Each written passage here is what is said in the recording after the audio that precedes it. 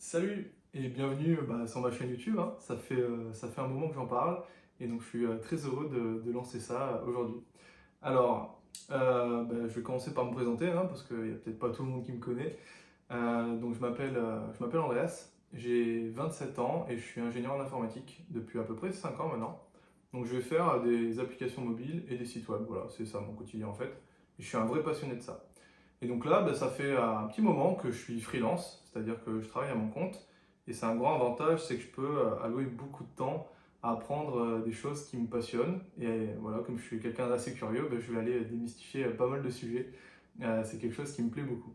Et donc, ça m'amène au sujet de cette vidéo. Qu'est-ce que c'est cette chaîne et pourquoi elle existe? Alors, de quoi on va parler sur cette chaîne? Tu te le demandes forcément, même si tu as sûrement une idée. En fait, sur cette chaîne, on va parler de blockchain. Alors, j'insiste sur le mot blockchain et pas sur le mot crypto-monnaie parce que la blockchain, c'est quand même quelque chose de bien plus vaste. La crypto-monnaie, c'est une application possible de la blockchain sous forme monétaire. Par exemple, le Bitcoin, c'est une application monétaire de la blockchain. Mais tu as d'autres types d'applications. Tu as par exemple Ethereum qui permet de faire des contrats intelligents et qui permet vraiment de résoudre des problèmes immenses. En fait, c'est tout un outil qui va permettre de développer des applications décentralisées où on va pouvoir répondre à énormément de cas d'utilisation. En fait, la blockchain, c'est une technologie qui va permettre de s'émanciper des intermédiaires, sécuriser les échanges, et tout ça, par exemple, avec de la tokenisation, c'est-à-dire les jetons, comme tu connais sûrement dans toutes les crypto-monnaies, quoi. Concrètement, c'est un réseau décentralisé, alors plus ou moins, hein, selon la blockchain dont on parle, et c'est un grand livre, en fait, c'est un grand livre où on raconte l'histoire de toutes les transactions qui s'opèrent sur le réseau de cette blockchain en question. Ça va permettre donc à tout le monde de connaître qu'est-ce qui s'est passé partout entre les échanges des utilisateurs. Il y a quand même un caractère anonyme parce que ce qui t'identifie en fait sur ce réseau, c'est une clé privée. C'est-à-dire en fait, c'est une suite de caractères plus ou moins aléatoires qui est normalement introuvable vu sa complexité, même en cas d'attaque brute force. Donc en brute force, c'est-à-dire qu'on va essayer aléatoirement de générer des caractères qui vont te permettre de trouver cette clé. Et donc c'est quelque chose qui est voilà, pratiquement introuvable. Et donc ce qui t'identifie sur ce réseau, c'est juste un code. Voilà, il n'y a pas de nom, donc tu es un inconnu là-dessus. Concrètement, il y aura trois grandes thématiques sur cette chaîne. Peut-être même une quatrième, hein, tu verras un petit peu de quoi on parle. Alors, la première thématique, ça va être de vulgariser et d'expliquer tous les concepts qu'il y a à la blockchain. Donc, qu'est-ce que c'est? À quoi ça sert? À qui c'est destiné? À quel problème ça répond?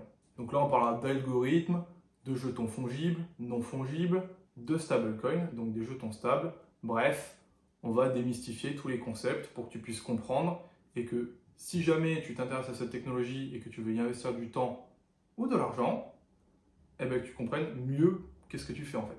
La deuxième thématique, c'est qu'on va analyser des projets blockchain, donc quels qu'ils soient, par exemple Solana, Avalanche, des projets comme ça. On va voir ce que c'est, qui sont les personnes qui portent ces projets et quelle est la proposition de valeur et les changements qu'ils font par rapport à d'autres technologies de blockchain pour se différencier. En fait, on va étudier les projets et puis on va voir, voilà quoi, qu'est-ce qu'il y a de différent et pourquoi c'est potentiellement des projets auxquels on pourrait s'intéresser et en quoi ce sont des trucs innovants. Ensuite, la troisième partie que j'aimerais aborder, c'est des tutoriaux pratiques, c'est-à-dire que là, je filmerai mon écran, vous pourrez poser vos questions et puis vous pourrez même me dire qu'est-ce que vous aimeriez que je développe. Et là, on va faire du pas à pas, c'est-à-dire que je vais vous guider sur comment aller d'un point A à un point B, très simplement. Par exemple, ce qu'on peut voir, voilà, c'est comment on peut créer un compte sur une plateforme d'échange de crypto-monnaies. Euh, comment on crée son compte, comment on achète et comment on place euh, voilà, de la monnaie dans ce domaine ou tout simplement comment on investit sur un projet qui nous intéresse potentiellement. Un autre truc qui pourrait être intéressant et qu'on verra, c'est comment aller sur la finance décentralisée, c'est-à-dire qu'au lieu d'aller sur un échange centralisé comme Coinbase, Crypto.com ou Binance, qui sont assez connus, comment aller participer dans la blockchain à fournir des liquidités, c'est-à-dire mettre à disposition des jetons pour favoriser les échanges et par exemple toucher des intérêts, avec le très connu plugin pour navigateur qui est un porte-monnaie Ethereum qui s'appelle MetaMask. Donc concrètement, c'est un peu les trois axes que je voudrais développer. Sur les autres axes que je voudrais développer, il y en a un qui m'intéresse pas mal, mais on verra si ça intéresse et surtout si quel public se sent concerné. Ça serait plus un côté orienté technique, avec pourquoi pas aller voir le fonctionnement des contrats intelligents au niveau même du code, c'est-à-dire vraiment de la programmation. Voilà, moi c'est un sujet qui m'intéresse, et puis si ça vous intéresse aussi, bah, n'hésitez pas à me partager ça dans les commentaires en bas. J'ai toujours rêvé de faire ça. Voilà. Bah écoutez, voilà, bah, c'est ma première vidéo. N'hésitez pas à vous abonner, à me dire ce que vous en pensez, est-ce que c'est un sujet qui vous branche. Voilà, moi je sais qu'il y a déjà beaucoup de personnes qui m'ont posé des questions sur comment ça fonctionne, comment on rentre dans ce milieu. Voilà, je pense que j'ai une expérience modeste, mais j'ai un super background technique qui fait de moi vraiment un passionné, et je pense qu'on peut vraiment partager des choses ensemble qui seront super intéressantes, et puis si j'espère vous apporter de la valeur le plus possible. Voilà. Pas plus. C'était la première vidéo, donc je vous dis à plus pour une prochaine vidéo. Sachant que la prochaine vidéo que je voulais faire, je pense que j'aborderai ça sur les jetons stables. Donc c'est quelque chose qui est évoqué assez souvent en ce moment.